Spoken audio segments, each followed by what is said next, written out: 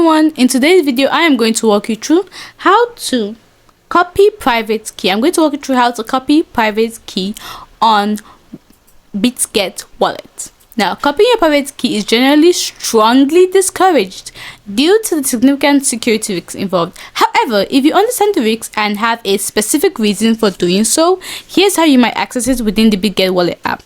Now, please note, private keys are the ultimate control over your cryptocurrency. Anybody who has your private key has full access to your funds. Never share your private key with anyone under any circumstances. Do not store your private key digitally, that is in emails, text files, or screenshots.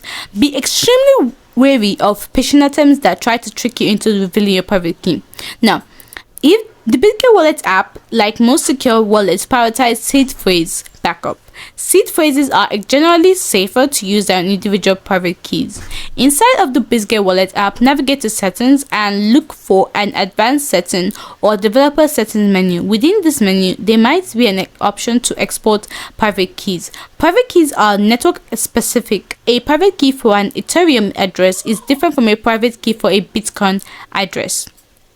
Ensure you're accessing the correct private key. If you do not manage to copy your private key, use it with extreme caution. Immediately transfer your funds to a new wallet if you suspect your private key has been compromised. Now, seed phrases are a human readable backup of your private key. They allow you to cover all your wallets on a specific network with a single phrase.